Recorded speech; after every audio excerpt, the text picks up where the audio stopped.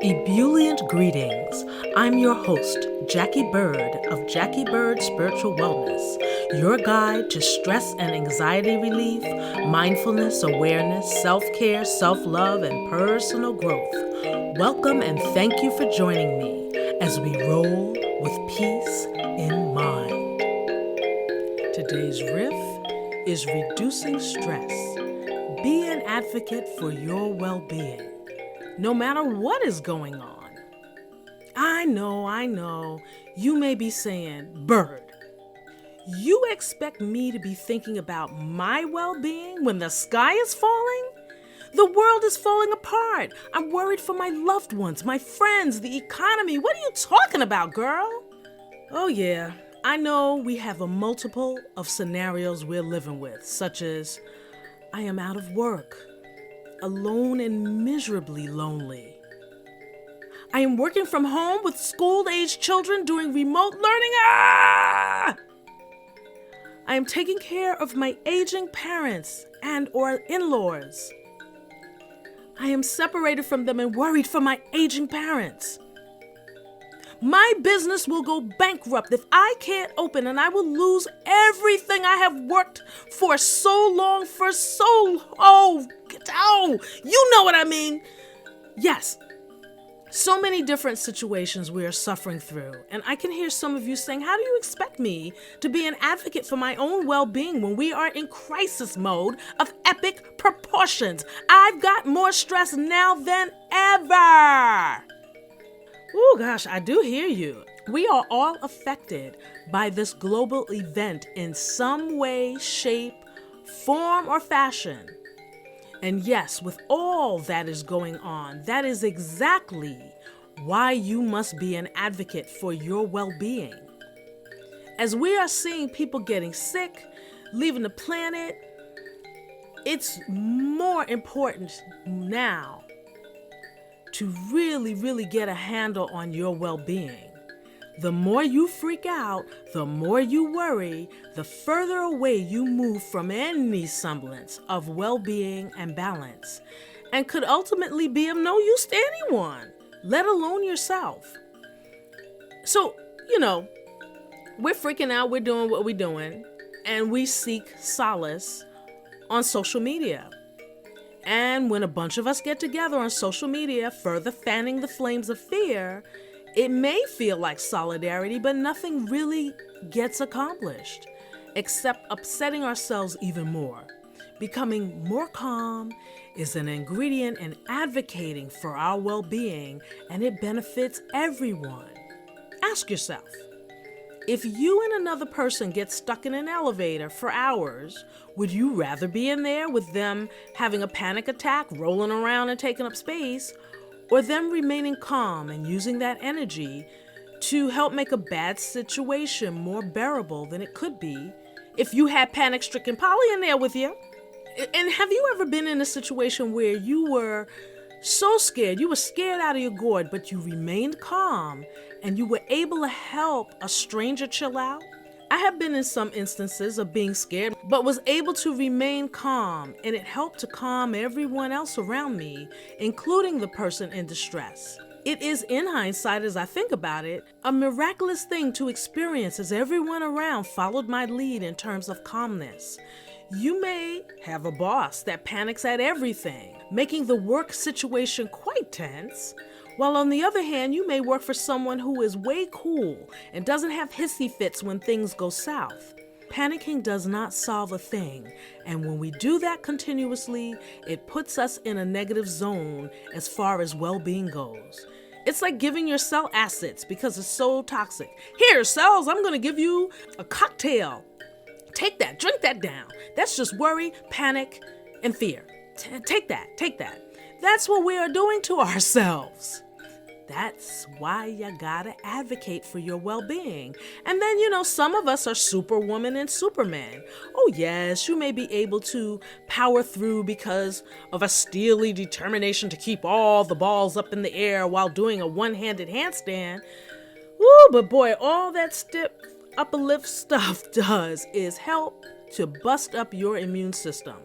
And another important reason to advocate and be an advocate for your well-being, especially now.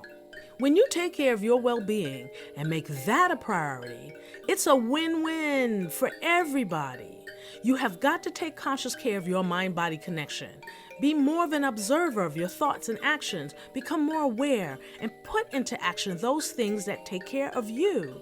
When you do that, like I said, it's a win-win for everybody. Everybody benefits. Everybody in your household will benefit when you look into advocating for your well-being. So much of the root of imbalance and dis-ease is in how our minds process things, how we think, how our approach to things go. Are we conscious, aware, and present? Or are we operating by rote, on autopilot? That's a question in and of itself to ask yourself as a check-in. Are you conscious and present in this moment or on autopilot? Are you neglecting your well-being by doing or not doing things you know will benefit you? Here are some things to consider. Are you aware of what happens to your body when you see something you disagree with or have a dissenting opinion from somebody else, let's say on social media? Do you feel your body temperature rising, your heart rate and breath quickening? Though seemingly benign, our constant inner explosions to stimuli, be it on a personal, business, or social media front, sends our emotions up and down constantly and continuously in a given day. One of the many reasons sitting still and breathing deeply is paramount to the success of advocating for your well-being. It gathers you to yourself. It gives you time to gather your wits. You can always tell what your predominant thoughts are in a given period by how you feel. Feeling sad? Feeling angry? Feeling cranky and irritable? Invigorated? Enthusiastic? Uplifted? How do you generally feel about life? And I bet right about now you ain't feeling so hot about it. And that is understandable. But again, that whittles away at your well-being, at your health, at your immune system. Goals: to reduce stress and knee-jerk reactions to stimuli. How do you do that? One plan of action is to observe, implement, and diffuse. Observe, implement, diffuse. This plan of action is not a sprint, so do not judge yourself and keep score. Just number one, observe your patterns. Just observe. Don't judge, just check yourself out. Keep a log or summary, how you behave, what your mental workings are when you are stressed. What are your behaviors when stressed? And these are not things to ask your partner, children, or friends about. This is about you recognizing your behavior. So, do you start worrying or imagining the worst that can happen? In other words, using your imagination to create the things you don't want? Do you over or undereat? Do you smoke? Do you bite your nails? Do you bite your lip or clench your jaw when you're stressed or worried? Do you engage in uncontrolled leg tapping or shaking? Ooh, I see that a lot on the train. Great googa mugga. Do you have uncontrolled thoughts in a racing mind? They call that the monkey mind, the Buddhists. I bet you do. That is what we're all working on. Do you get headaches constantly? Backaches? Stomach aches?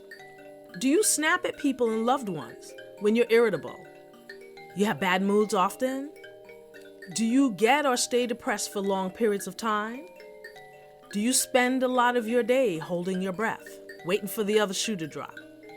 Truly observe your behavior. That's all. That list that I just gave you, see if you do any of those things. If you do something else, figure out what that is. Observe what that is. And remember, there's no judgment here. This is the fact-finding part of advocating for your well-being.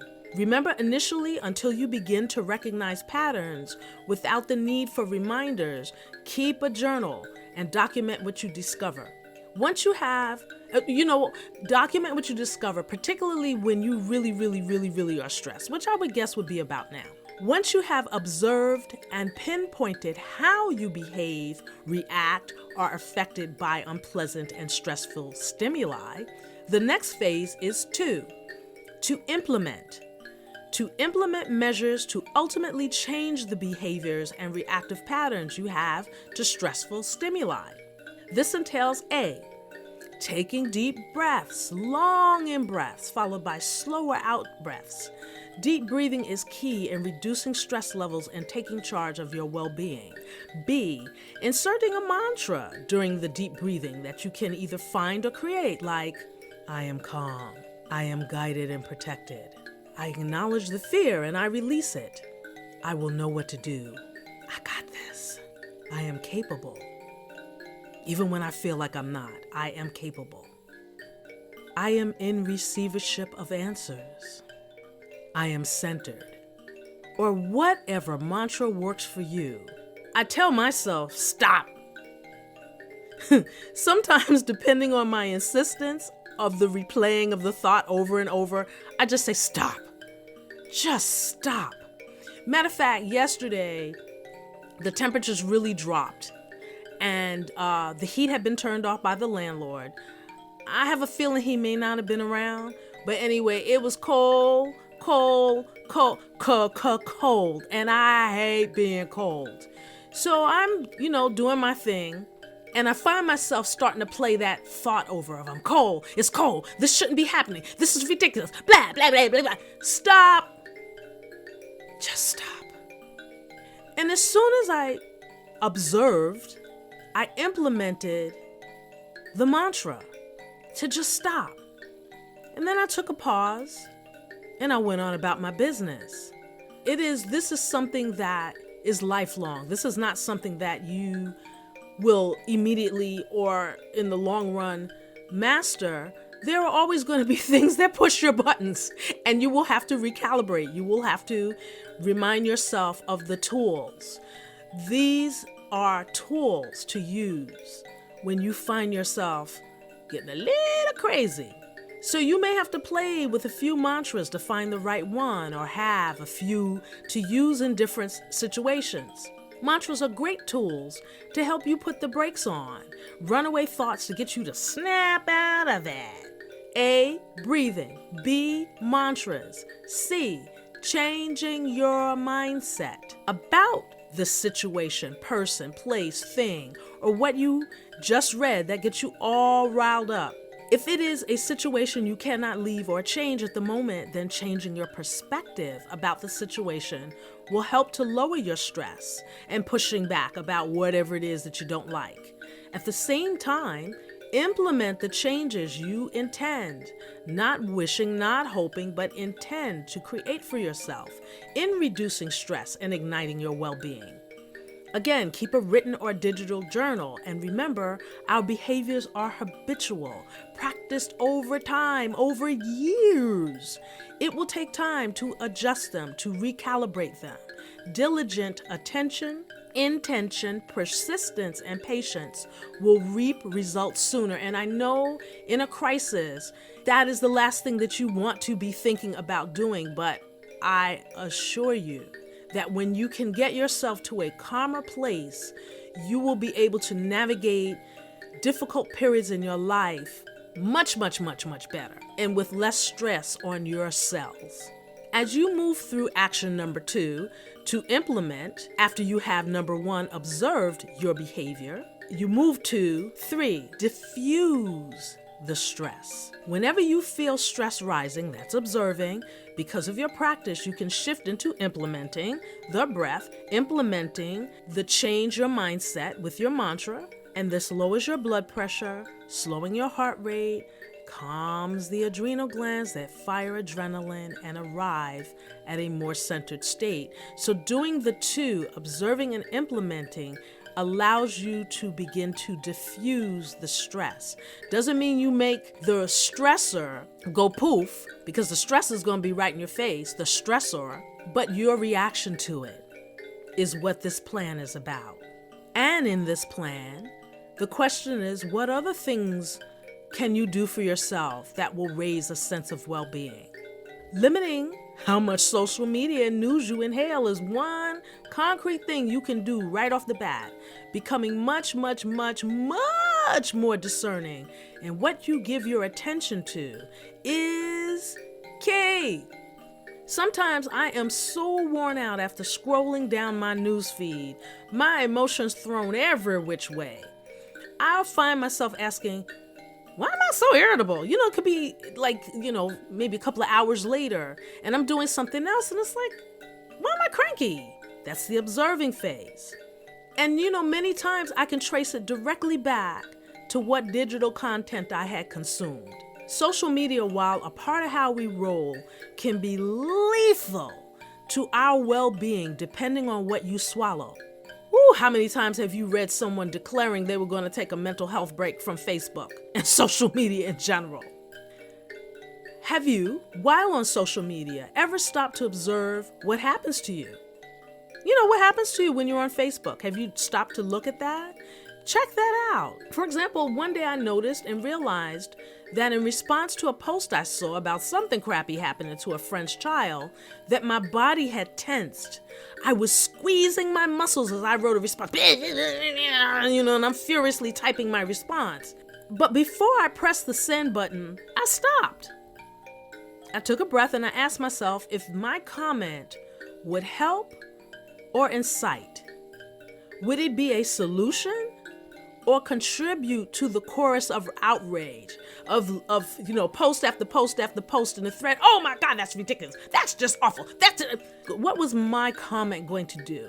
And in that time, as I'm asking myself this question, and it don't take 10 years to ask the question, it's just poof, right, very quick.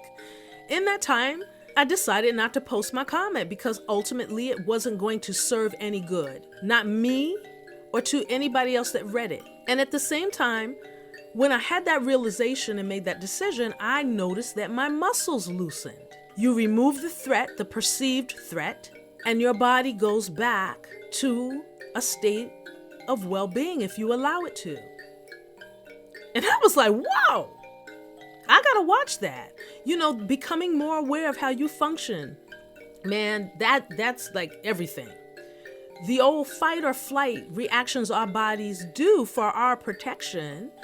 Ooh, heart rate, blood pressure go up, muscles stay tightened up so that you can spring into action, and our breathing speeds up, regardless of whether the stimulus is a threat or not. It's our thoughts about what we perceive that makes the body go into overdrive. The more aware we become of self, the better we will be. And for those of you who have an interest in gemstones and crystals, that was some segue, wasn't it? I just jumped into that. But anyway, for those of you who have an interest in gemstones and crystals, there are many with cooling, soothing properties that you can use in your well-being. And I did an earlier episode about stones that will soothe you. You tend to, and this is a generalization here, the lighter blue stones, which govern the throat chakra, your throat area. Those are some good stones to look at. When you hold a stone and take deep breaths, it is a wonderful way to calm, soothe, ground, center, and balance you. They make exceptional meditation aids. And one in particular to check out is the beautiful aquamarine. It's a beautiful crystal. It's called the Stone of Courage. It has soothing and calming energies and would be wonderful in chilling out the nerves using awareness and presence.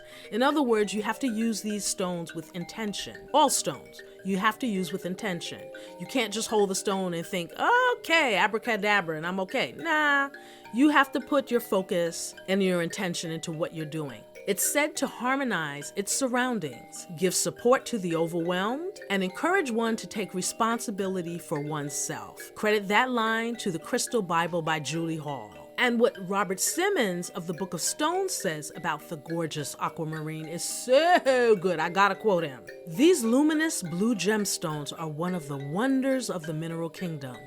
They are good for all types of calming and cooling, from hot flashes to anger, yet they also activate the throat chakra, assisting one in the clear communication of one's highest truth. They are stones of the water element, which deals with your emotions, bringing one in touch with the subconscious, the domains of spirit, and our deepest emotions, unquote. Now, this is like where the naysayers come in. They're like, I held stones, I can't feel nothing. Whether you can actually physically feel the cooling energy is not the point. So don't get tripped up on that. If you don't feel anything when holding it, the important thing is the thought behind the reason to use it. Because the thought of it as being a positive force in its usage and the intention behind it promotes the healing, the soothing, cooling, and calming. All starts with a thought. Take deep breaths when the stress starts to rise. Remember that stress depletes you of your well-being. Learn to meditate or to go deeper in your practice. My services and products are available to assist. They are stress and anxiety relief and mindfulness tools you can use. Go to Jacquie Bird Spiritual Wellness. There you will find beautifully laid out ebooks on stress and anxiety relief and mindfulness. You'll find meditation music and guided meditation tracks. You can also book a StressBusters Guided Meditation session with me, as well as take live sessions of my guided meditation Sundays and my virtual dance classes. And I'll also have videos, so that's coming soon. If you can't make the live sessions, you're in a different time zone or you just are busy at that time, look for those videos. Check my website. I'm always adding things and tools to help us all become more grounded, more rooted, more balanced. Be the peace. Become the peace you wish to see. Advocate for your well-being. I will now lead you into a guided meditation. Carve out some time and space to sit or lie down quietly with a long spine,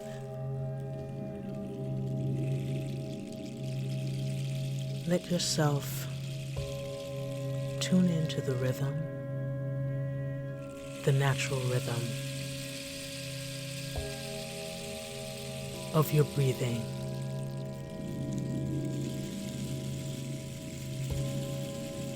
Don't force anything.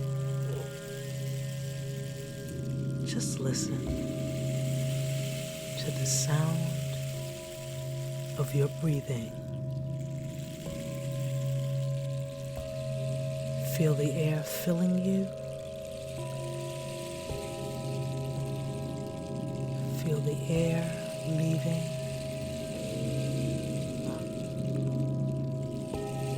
Feel the air filling you and leaving.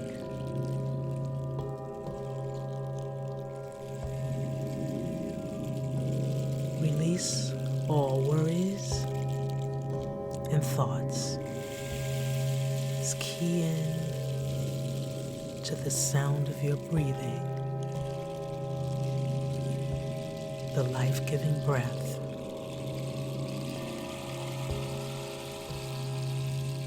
With me on the count of 4, you're going to take a nice, deep inhalation through your nose. Breathing in with me, breathe in. And exhale.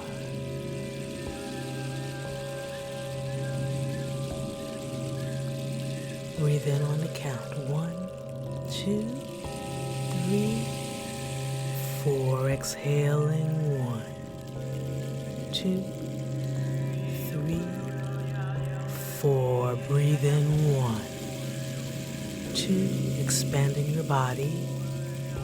4 and exhaling. 1, 2, 3, 4. Repeating, filling your body. 1, 2, 3, 4. Exhaling and letting everything go. Breathing in. 1, 2, 3, 4. Exhale with the sounds.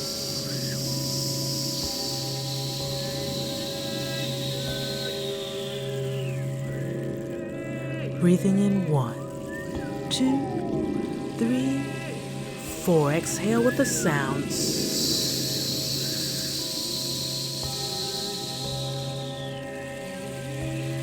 repeating this on your own time, breathing in when you're ready,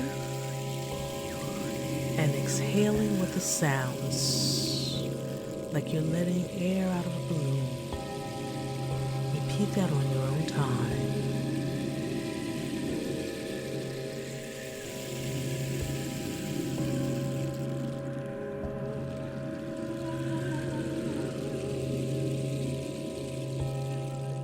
Breathing in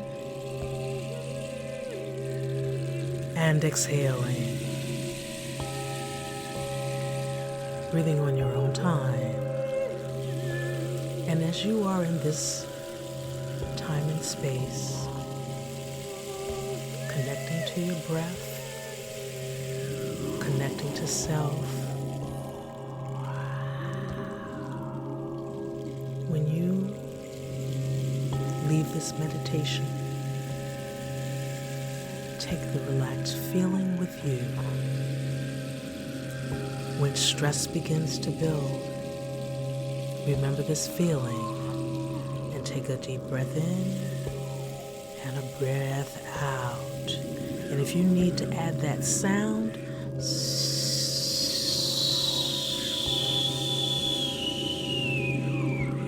it is another way of a release.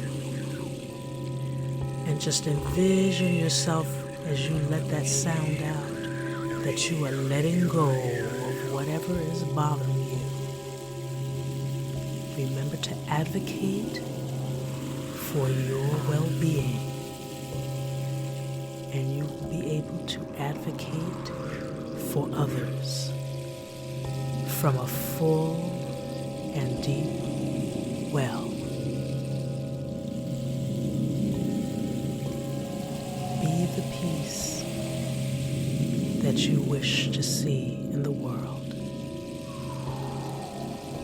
Be the peace that you wish to see in the world. Advocate for your well-being.